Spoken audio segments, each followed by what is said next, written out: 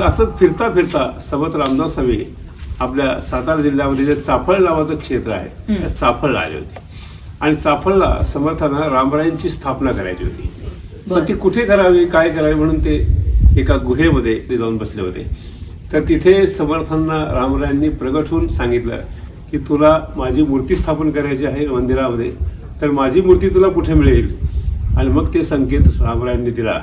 तर अंगापूर नावाचं जे गाव आहे सातारा जिल्ह्यामध्ये, या अंगापूर गावामध्ये कृष्णा नदी वाहते आहे.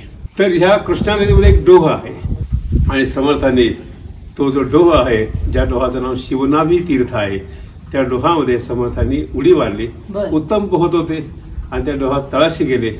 तळाशी गेल्यानंतर सज्जन हो, समर्थांना त्या पाण्यामध्ये डोहामध्ये सगळ्यात पहिल्यांदा जर मूर्ती कुठली मिळाली असेल तर ही देवीची आहे.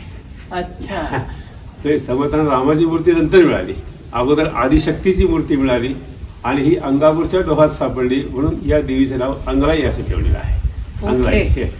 आणि मग ही अंगलाई देवीची मूर्ती समर्थांनी या सज्जनगडावर स्थापन केली. ही जी अंगलाई देवीची मूर्ती आहे याची व्याख्या फार सुंदर केलेली आहे. अंगम लालयती पालयती इति अंगलाई. भक्तांच्या अंगाचं रक्षण, मनाचं रक्षण, सगळ्या दृष्टीने रक्षण करणारी अशी ही महिषासुर वर्धिनीची मूर्ती आहे.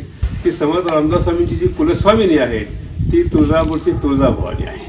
आणि म्हणून ही जेव्हा मूर्ती समर्थांना सापडली तेव्हा ती तुळजाभवानीच रूप आहे हे त्यांच्या लक्षात आलं.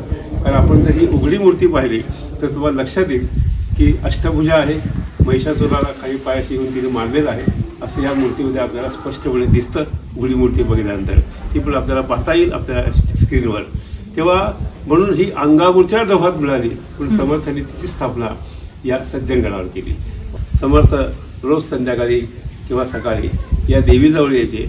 आपल्या मनातलं काही इप्सित असेल, काही मनोगत असेल तर या देवीला प्रार्थना करायचे. आणखीन एक चरित्रामध्ये गोष्ट अशी सांगतात की समर्थांच्या मातोश्री राणूबाई जेव्हा रामचरणी लीन झाल्या तेव्हा समर्थ इथे शेजघरात होते. तर त्याला ती बातमी समजली की आपल्या आई गेलेल्या आहेत. तेव्हा समर्थ आपल्या या अंगलाई देवीच्या जवळ आले. आतमध्ये तिच्या चरणाजवळ बसले. डोळ्यातून पाणी येत होतं आणि समर्थ याच मंदिरातून गुप्त झाले एकदम आणि जांब समर्थमध्ये जाऊन त्यांनी आपल्या आईचं जे काही पुढचं कार्य करायचं आहे ते सगळं केलं आणि पुन्हा समर्थ या मंदिरात प्रगट झाले. तर असं या अंगलाई देवीचा फार मोठा सुंदर इतिहास आहे.